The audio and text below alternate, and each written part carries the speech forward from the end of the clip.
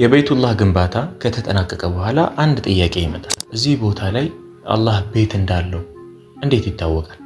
እዚህ ባዶ የሆነ ቦታ ላይ ሰው ወደዚህ ቦታ መጥቶ እንዴት ነው አላህን ሊያመልክ የሚችለው? እነዚህና መሰል ጥያቄዎችን በዚህ ክፍል ላይ የምንመልስና የምንዳስስ ይሆናል። አብራችሁን ቆዩ።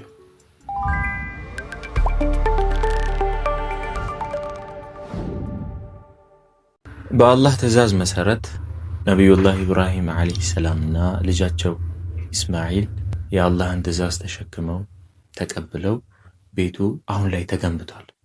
ኢብራሂም ያ በአላህ ትዕዛዝ መሰረት በገነባው ቤት ፊት ለፊት ላይ ቆሟል። ያ ቤት ብቻውን በረሃ ላይ የተሰራ ቤት ነው። የተቀደሰ የአላህ ቤት ነው። እውን ነው ይሄ ቤት የተሰራው ሰዎች ወደዚህ ቦታ መጥተው አላህን በብቸኝነት እንዲያመልኩ ነበር። ነገር ግን አሁን ማንም ሰው የለም እዛ አካባቢ። ኢብራሂም ይሄን ያውቅ ነበር። ይሄ ሰዎች መጥተው በደንብ ወደዚህ አካባቢ እንዲመጡ የሚፈለግበት ቦታ እንደሆነ ያውቃል። ነገር ግን እንዴት ነው ይሄን ቦታ ሰዎች ሊያውቁት የሚችለው የሚለው ነገር ልብ ውስጥ ጥያቄ ተፈጠረበት። ከዚያ ምን ተመኘ? ምን አለ ሰዎች ይሄን ቦታ አውቀውት ወደዚህ ቦታ ቢጎርፉ ብሎ መመኘት ጀመረ። ከዚያም በኋላ ብዙም ሳይቆይ አላህ እንደገና አዲስ ትዕዛዝ ወህይ ያወርዳል ማለት ነው። ያም ወህይ ምንድነው? በቁርአን እንደተገለጸው ወአዚን ፊናሲ ቢልሐጅ፣ ሰዎችን ወደ ሐጅ ተጣራቸው፣ ጥሪ ያደረገላቸው። ወደ ሐጅ ኑ፣ አላህ ሐጅ ደንግጎባችኋልና ወደ ሐጅ ኑ ብሎ አዘዘው ማለት ነው። አላህ አስበዋል። እስኪ ይህን ትዕይንት አብረን እንመልከተው። ሰውየው ነቢዩላህ ኢብራሂም ባጠገቡ ያለው ልጁ እስማኤል ነው። ከዚያም በኋላ ደግሞ ትንሽ ምዕመናን ብቻ ናቸው አካባቢው ላይ ያሉት የጆርሁም በእስማኤል እና በኢብራሂም ያመኑት ማለት ነው። እና ለሰዎች ሁሉ ተጣራ አለው አላህ። እንዴት ብሎ ነው የሚጠራው? እዛ ባዶ በረሃ ላይ ያለ ሰው እንዴት ብሎ ነው ለዓለም ድምፁ ሊደርስ የሚችል? በፊት ላይ እንዳሁኑ ድምፅ ማጉያ የለም፣ እንዳሁኑ ሶሻል ሚዲያ የለም። የሆነ ቦታ ፖስተው ከዚያ ሰዎች ተመልክተው ወደዛ ቦታ እንዲጎርፉ ወይም እንዲመጡ የሚያደርጋቸው ነገር ማለት ነው። ከዚያም ኢብራሂም ምን አረገ?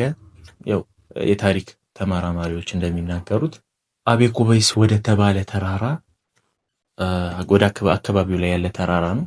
ወደዛ ተራራ ይወጣል ይላሉ።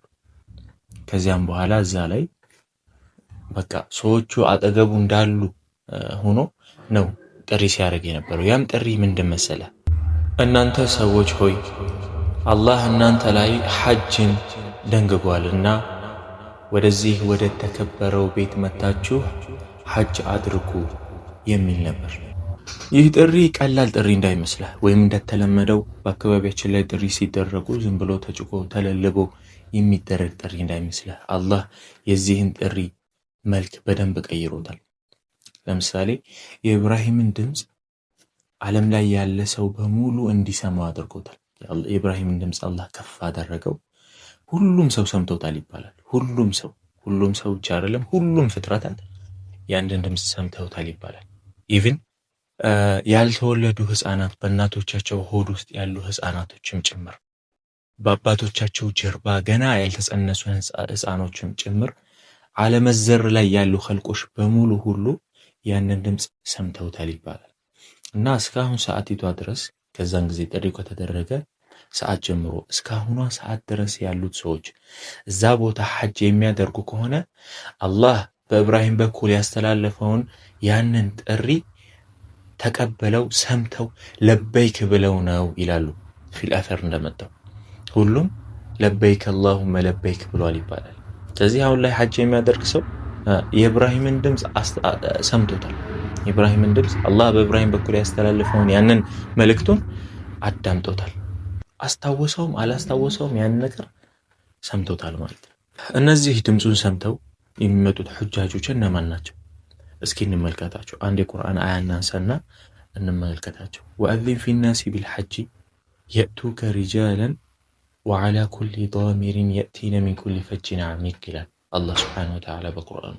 የእቱከ ሪጃለን ማለት ቀጥታ ትርጉሙ በእግሮቻቸው ይመጣሉ ማለት ነው። ምን ማለት ነው?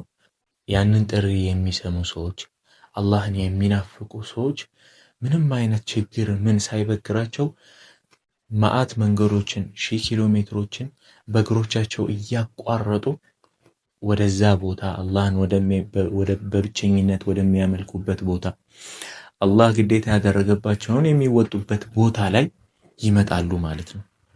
ቱከሪጃል ማለት ወዓላ ኩሊ ዛሚሪን ማለት የቻለ ሰው ደግሞ አንዳንድ መጓጓዣዎችን እየተጠቀመ የመንገዱን ክብደት ሊያቀልለት የሚችልለትን ምሳሌ በወቅቱ የነበሩት አህያ፣ በቅሎ፣ ፈረስ፣ ግመል የመሳሰሉ ነገሮችን እየተጠቀመ ሩቅ ደግሞ የሆነ መርከብን እየተጠቀመ ወደዚያ ቦታ ይመጣል የሚለውን ያሳየናል። ሚን ኩሊ ፈጅን ዓሚቅ የሚለው ደግሞ ዓለም ላይ ካለ ከሁሉም ቦታ ከአድማስ እስከ አድማስ በሰሜን በደቡብ ጫፍ እስከ ጫፍ ያሉ ሰዎች በሙሉ መዓት 1000 ኪሎ ሜትሮችን አቋርጠው 1000 ማይሎችን አቋርጠው ወደዚያ ቦታ ይጎርፋሉ ማለት ነው። ሁጃጆች ማለት እነዚህ ናቸው። አላህን በጣም በፍቅር ስለሚያፈቅሩት አላህን ስለሚወዱት ውዴታቸውን ለመግለጽ እሱ ያዘዘውን ነገር ለመተግበር ምንም አይነት ድካም፣ ስንፍና ምን ሳይበግራቸው ወደዚያ ቦታ የሚመጡ ሰዎች ናቸው ማለት ነው። ዛሬ ከ1000 ዓመታት በኋላ ሙስሊም ሰዎች ወደ መካ ወደ ካዕባ ጥሪውን ለመፈጸም እስካሁን ድረስ እየጎረፉ ይገኛሉ። 1000 ማይሎችን እያቋረጡ ብዙ እንግልቶችን እየቻሉ በሰማይ በምድር በባህርም ላይ ጭምር ብዙ ነገራቶችን መከራዎችን እየቻሉ ወደዛ ቦታ ይጎርፋሉ። ኢቭን ቤተሰቦቻቸውን እየተው ገንዘቦቻቸውን ትተው እየመጡ ለአላህ ብለው ሁሉን ነገር ከጀርባቸው ትተው ብዙ ነገሮችን ተጋፍጠው የዚህን ጥሪ ለመመለስ ይመጣሉ። አንድ ሐጅ ወይም ደግሞ ሁጃጅ የሆነ ሰው ሐጅ ለማድረግ የሚመጣ ሰው ለበይክ አላሁመ ለበይክ ሲል ከሰማኸው ያ የአላህን ጥሪ በኢብራሂም በኩል የተላለፈውን ለዛ ምላሽ እየሰጠ መሆኑን ማወቅ አለብን። በዚህም ጥሪ የተነሳ መካ ትንሽ መንደር ሆና አልቀረችም።